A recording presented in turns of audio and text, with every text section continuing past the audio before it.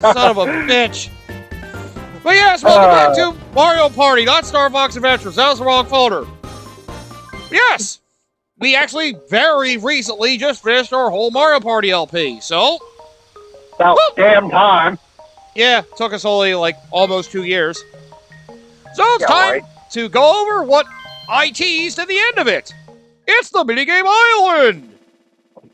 Hey, so basically, we're doing podcast mode. Of course, there's a rift out there. Who the fuck is that? Looks like Mario, I can't tell. Well, guess what, motherfucker? It's going to be Wario!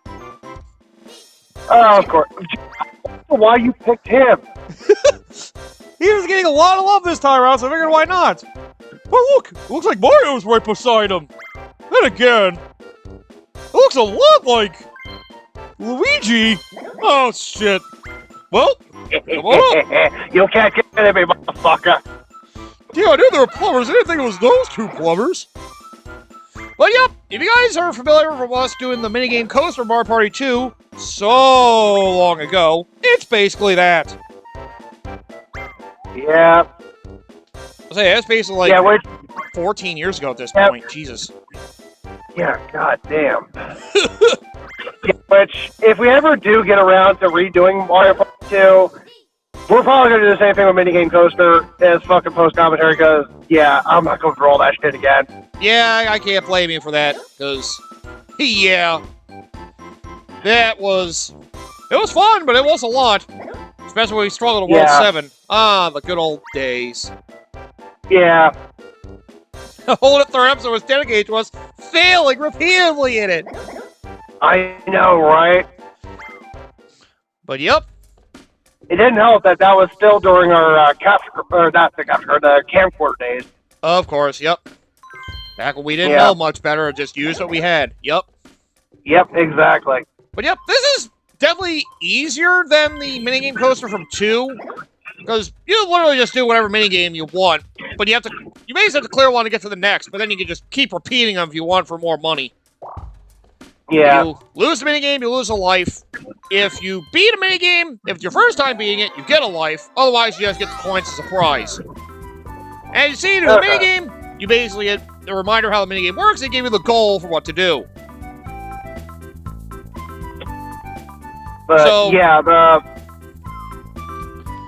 think the other thing is, too, with Minigame Island versus, like, something like Minigame Coaster, where, yeah, like you said, you can pretty much do most of the minigames in any order you want, realistically, because there's branching paths, unlike Minigame Coaster, which was just very linear, and depending on what difficulty you play on, determines whether or not you get to play all the minigames in that. Mm-hmm. Yep, where this just has one difficulty.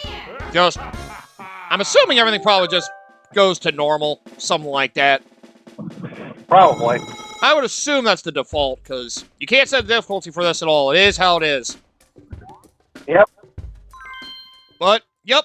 And conveniently enough, the first world is literally just the coin minigames. At least I start off with something easy. Alright.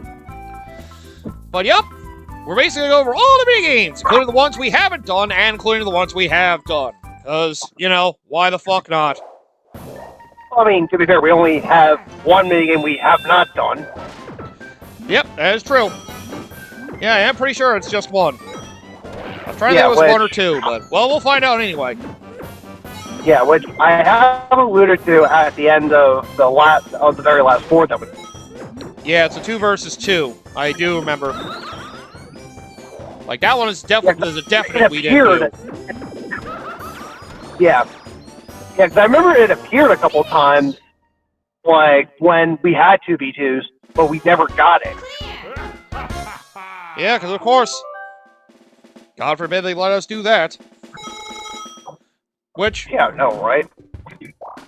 I mean, it took us till the very last opportunity we could to get frickin' Whack-A-Plant. I know, right? Like, we're all the single-player minigames, especially the last board. Whack-A-Plant, Whack-A-Plant, no, Whack-A-Plant, no, Whack-A-Plant, no, fuck! This is our last chance. Okay, you get Whack-A-Plant. Yeah, sad we were so excited for that. I didn't even care who got it. As long as we showed it off. It was like, Koshi. It's like about great. I know. Like, it is sad. We were so excited. It was like, finally! Like, my... I know, right? It was sad. We were just excited over the RNG finally going our way. I know, right? Since we are just going over Mario Party 1 mini games, I can officially go over... Oh, yeah, go ahead. I'll say... No, that... lost only because I went to Bowser, that board. Yup. Done that. Would have won the last board. Yeah, but the funny thing, it's supposed to say, like, I think he, like... about that. Yeah, I think it was supposed to say, like, he rerouted the warps. I think he just rerouted the warps, meaning exactly what they were.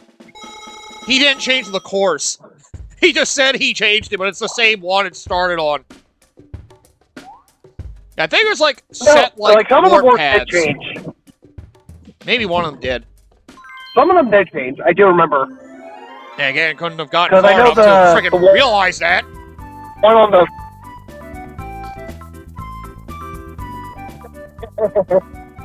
Of course. Oh, of course, control stick spinning minigames. Strategy, just circle. Yup. Which... Yeah, by the way, I figured since, you know, we're just doing over the minigames, I could actually go over the stats, which we, like, rarely ever do. If you care about some of the details. That is something that... Yeah, that is... I mean, that is something that I myself keep forgetting about for the longest time. I would say mostly since, like... Well, to be fair, you gave up on a lot of them for Mario Party because I kept winning most of the time. Yeah, exactly, but... It was like, at this point, it's like, you already know who won, who cares? Yeah. Exactly, like, I kept forgetting about it most of the time. I would say... After, like, the COVID shutdowns, I think is when I've stopped, like, keeping track of shit. Mm-hmm. Yep. Like, wholeheartedly, just because... It's just at that point, because it feels like, to me, you know, it's some aspects, I mean, it was something I thought about for a couple of years, even before the pandemic, but at the same time, it was like, you know, tradition, I guess, might as well keep it, but maybe it was something that I thought, you know, maybe moving forward, unless it's something that's directly a versus kind of ordeal, such as things like Mario Party. Right. Maybe the whole stat thing, really, we shouldn't be doing anymore. Right. Part of me thought about doing it for Rayman Origins, but then I didn't do it, so I was like, you know what, I don't feel like doing it now. Yeah, you know, especially for something like a collaborative, like, yeah, case in point, like a four-player platformer game. Like, yeah, realistically, doing extra stats for that as a competition thing, like, realistically, it just feels the need to be, like, needlessly competitive on something that is supposed to be, you know, more enjoyable. Right. And especially because if you consider things like, you know, 3D, like Mario 3D World or Mario Wonder, stuff like that, like, realistically, it doesn't matter who gets it because you all collectively share the collectibles at that point. Yeah. Part of me still... Yeah, 3D World does have a little bit of a score comparative thing. I guess in that sense, you could probably do a stat thing when we do eventually get to that. I was gonna say, I do have a like basic stat sheet ready for it, just for who got green stars, who got the stamps, and I'm not gonna keep track of. Yeah, I'm not gonna keep track of like straight up score. That would be horrible. Yeah, that would be horrible because that means you would have to pause the raw recording, like. Basically, the end of every level. End of every fucking level, and add it all up. Yeah, it would just be a pain in the ass. But, I mean, yeah. Which I think in case like the compromise in that one would just be the crown stat, like who earned the most crowns. Yeah. And like obviously extra stats for fun, like how many crowns were lost or stolen. Yeah, lost, stolen. Who ended the levels with the crown. Yeah. But level victories, I guess, for who got the highest score in each stage. yeah, exactly. That's what I mean. It feels a little more fun to do it for that than for the new Super Mario Brothers series, at least. Yeah, exactly. That was fun. I remember having to... You had to trudge through Wii, I had to trudge through U to figure that out. Yeah. I don't even think I bothered with Super Luigi U. Yeah, I think... But...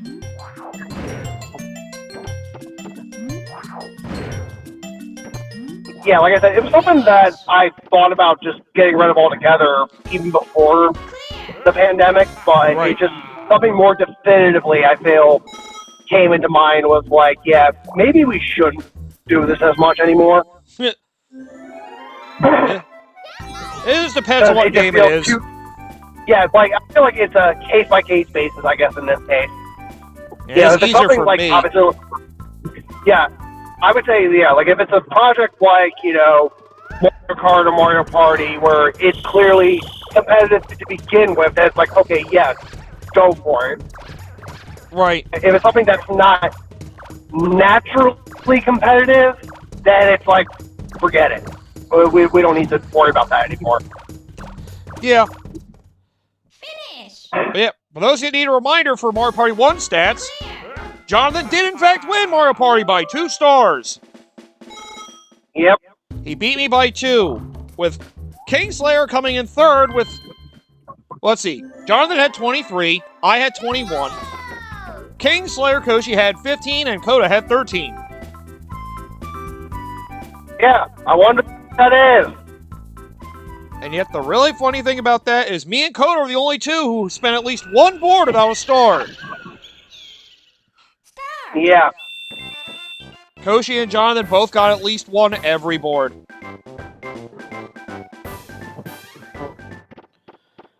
I won pretty much most of the coin categories. Finish. Yeah. Minigame coins, Cody Koshi came second! Fuck. Jesus Yeah. Christ. I think I dominated happening. Happening, you won by... You beat Jonathan by 2 spaces. Yes. Yeah. Koshi had less than half of what you did. Yeah.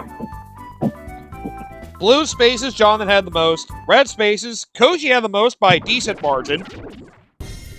Yeah. You had the Yeah, most the single Magma player... Mountain really accelerated that. You had the most single player spaces, beating Koshi by 2. Yeah. Koshi had the most chance spaces, because, of course. But they wanted chaos. Mushroom spaces, you had 1 more than I did. And Bowser spaces, I had by a good bit the most. Yeah. Fucking Bowser. The bonus stars, I won 4 of the 8 for minigame. Yeah. I won 4 of the 8 for Coin Star, although you got 3 of them. Finish. So I was pretty close. And then Happening Star, I also won 4, but you won 6. Clear. You got Happening Star about all of 2 boards. Oh, yeah, right, we tied a couple of boards. I remember now. Yeah, I think we specifically tied on 2 of them. Including the Yoshi board, Yeah. which I have the stats specifically for that, because somebody had to skip the fucking ending! Yeah, right. I forget, So was it you or Koshi that did that? Because I know I didn't. That might have been Koshi, yep. That's right, it was him. Yeah, I knew it was one of you 2. I knew it wasn't me, because I was like, wait, what? Why did we skip the stats? The Coin Star was really close to that board, though. You Yeah. had 87, Koshi had 82, I had 81 coins, all at one point throughout that board. Damn. That was like the closest Coin Star was. Yeah. Yeah, minigame, I wanted like 101 coins on that board, and Koshi was second with 74. But yeah, it feels weird not winning Mario Party for once. And yet, part of me feels like it's more fun this way. Makes things exciting. Yeah. Still, I would say some of my favorite moments were just that where you were like, you know what? I'm gonna try to make things fair, and then you just wind up completely screwing yourself over. I somehow always do that to myself. Ugh. But again, I don't know. You did that. You did that in and 6, I remember. Well, 6 was the big one. Well, I literally gave last place all my stars. Yeah. Yeah, I mean, looking back on it, that was pretty fucking funny. I mean, of course, yep. Along with the Yoshi's fucking thieving cookie bullshit, those are like the 2 big moments I would see. It's just Yeah. how drastically asshole-ish Mario Party can be. Whether somebody screws themselves over, or somebody goes out of their way to just screw one person over for no fucking reason. Yeah, fucking Yoshi Gate. Yep. Finish. Never forget. And I remember Mario basically did the same shit to you on the last board in 5. You were in third, he was in Yep, you were in third, he was in last. He used a change hop skill star from you anyway. It's like, I somewhat see the logic. This is still fucked up. You just want to go after first. What are you doing? Yeah, exactly. It's like they're thinking, oh, small victories. This'll be fine. Yeah.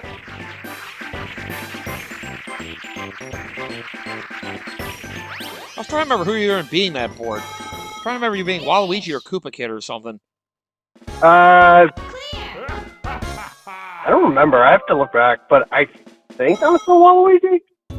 Yeah, you're probably still Waluigi. God damn it. I still have the rip that me and Norper had. Frickin'. Alright, Koopa Kid, you're grounded! You gotta pay rent! See, starting to fucking in last place, trying to frickin' get redemption from Bowser. Triple spaces, Yeah. your rent's getting triple next month! What the fuck? None of the other kids have to deal with this because you still have to deal with Mario! It's like, Jesus Christ. God, Party 5 was Yeah. still chaos.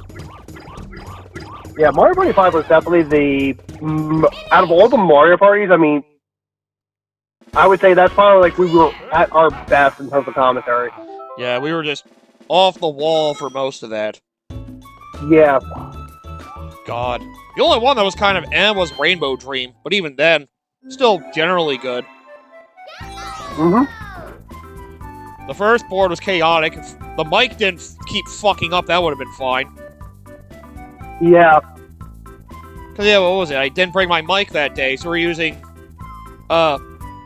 Super Smash's mic, and it had some weird connection issue. It kept disconnecting. Yeah, which is weird because it was like just disconnected enough where we didn't even notice it. Mm-hmm. One of those things with a weird wire. Mm-hmm. Finish. I just realized I don't even have... That's right, all my other Mario Party stats are gone, because I think they're on my old computer. Clear. Yeah. Where I had frickin' all the stats for Mario Party's frickin' 5 through 7. But thankfully, I got the rest on Microsoft Office 365. As long as you use the cloud, you can use it for free with a Microsoft account. That's where I store all of them now. Yeah, which, speaking of Microsoft, do we want to talk about that whole bullshit that's going on? Well, them raising the price of their console twice, and now they're raising the price of Game Pass Ultimate severely.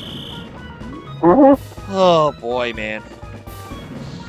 Oh, right, I fell in this. I want to say I'd probably go over that later with Koshi as well. I guess I'll go over here, so this will be more timely relevant, since, well, a lot of Metroid Samus turns have been recorded already, but this being recorded, like, this week.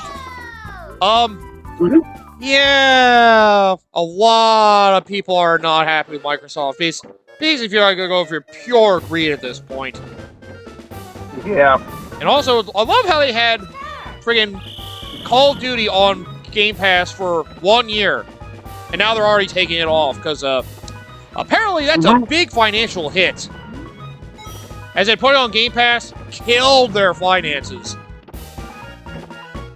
It's like we're really starting to see the cracks in the subscription model. It's a great freaking offer for a lot of the gamers, especially those that go out of the way to play a bunch of games, but, Finish. well, it does hurt Microsoft in the long run, which is why they're needing to raise these prices, but considering how vast it changed, the price basically doubled in the past, like, 3 or 4 years. That's insane! Yeah. They try to justify it by saying you got more day one games coming. Oh, you got Ubisoft Plus now?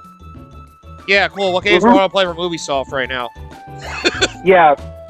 Yeah, it's like, oh yeah, more day one games, except for Call of Duty. Yep. I think you get a discount to buy Call of Duty if you're on there, but even still. I mean, you get a discount just for having Game Pass in general, like, on most games anyway. I mean, there are still, exclusive deals you get from Game Pass, I am still personally, mixed, like, I know, at least for now, GameStop has still been like, you know what, fuck you, we're still selling, monthly subscriptions to this for $20 a month. It's like, the jump is way too, if it was like 24, it'd be like, this still sucks, but it's not like crazy. If you had Ubisoft Plus, it's like, okay, it feels like it's justified. A 50% increase is absolutely insane. Yeah. One of those things, they steadily did it, it could have been better, but the massive jump. They're really trying to recoup their losses from the whole Call of Duty thing. Yeah. I have a feeling, after all of this, like, unless they really fix this soon, and not double down on it, personally, I feel like the Xbox brand is probably just gonna fizzle out within the next 5 years. I'm starting to feel that, too. They still say they're going to release a next-gen console. That's probably going to be their last. Well, if the Game Pass stuff is all they really have to offer, since all their stuff's going on frickin' PC and PlayStation anyway, I might just go get a PlayStation 6. Assuming that's not going to be run by, like, some stupid AI processing garbage. Which is, well, that's been a big worry for people, how AI's been basically being used for a lot of, like, shortcuts. And it's been noticeable for some games. Yeah. Like, I know that's what people have been hating about the latest, like, NVIDIA graphics cards. They're, like, AI-powered to, like, do things. So now a lot of it is getting more expensive, but not really getting more powerful. Yeah, which I'm on the fence when it comes to AI usage, because on one hand, I don't mind it as much if it's just used to enhance what's already there. You know what I mean? Yeah. Or, like, get rid of some, or do some, like, mindless background stuff. Yeah. But not for, like, constructing a whole fucking game, or, relying on it to design characters, or really, like, anything major like that. Work with background processes, or, yeah, just have it, like, assist, like, other processes. Don't have it be the frickin' forefront of everything. Finish. Yeah. Ugh. Yeah, it's been fun, the AI stuff lately. Yeah. Now we have, what was it, that Sora model that came out with AI? People are basically doing a bunch of weird deepfake stuff. I don't know. Yeah, I know I've been seeing videos online, people, like, implanting, like, Stephen Hawking and Hitler into things. It's like, oh, Jesus Christ. I'm not surprised. Yeah, I mean, it's the internet. You're gonna get that shit. It's now people have an easier tool to do it. Ready? Although, Go. I gotta say, though, the people that do that stuff and say they're real artists is like, bro, no, shut up. You're not a real artist. Like, you think how much time it takes to write a prompt to get what you want? It's like, yeah, you know how much more time it would take to actually do the art legitimately instead of relying on this freaking algorithm to do it for you? Yeah, right. Like, you're not really creating art. You're freaking just getting a freaking program to create it for you. You're not an artist. Shut up. Yeah, which I think that's also now a hot button debate on the uses of AI in, like, schools and shit. Yeah. Oh, yeah, people have been using it to basically help them learn stuff at school, get through programming stuff, or basically basically Yeah. do note-taking for them and have them learn, basically do stuff without having to go to the classroom and all that. Yeah. Maybe that- Which for certain programs, if it's just literally note-taking, I don't mind that. But you still have to understand it for yourself, I feel. Yeah. Oh, there's also this controversy of how AI works as well. That's why the EU has been working hard trying to, they've been trying to basically put in laws to restrict how AI can be used and how it can be controlled, instead of just letting it freely roam like it does here in the US. Mm-hmm. Because, yeah, that's a lot. The fact that you just get away with a lot of things. I know Japan's been trying to go after them for, copyright infringement.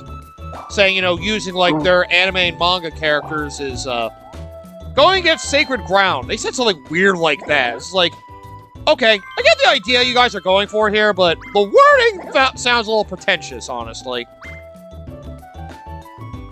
Well, I get it, though. Like, they're national treasures. It's like, alright. well, yeah, because here's the thing also, because, I mean, that goes into the whole, favorite topic that we always like discussing, international copyright laws. Yay! Where the whole fair use thing is solely an American thing. Right, right.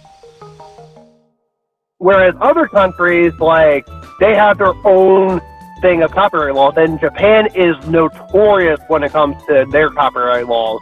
Yeah, I know they have a lot of laws that, like, protect the companies, a lot of the stuff they do, so I'm not that surprised. Yeah, because let me put this in perspective. Because I might have mentioned this before. I'm not sure if I have officially on recording or not in any capacity.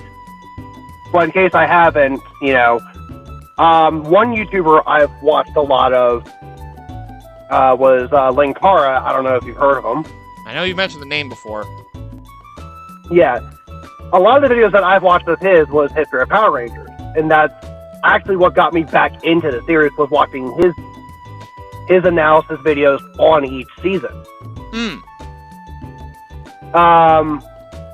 That's actually what got me back into it. Because I was like, you know what, maybe I should go back and watch some of these old seasons again. And yeah, I can kind of see his points. But here's the funny thing. Because he originally because he started originally back in 2009 with it. And then up to 2014, when Super Mega Force was like the most recently done season, he was fully caught up. And he originally posted them on Blip Top TV, where copyright ruling was a little more loose. Right. There versus YouTube. But since that shut down, he was like, you know what, I'm just going to re-upload these. He got hit with 2 copyright strikes from Toei.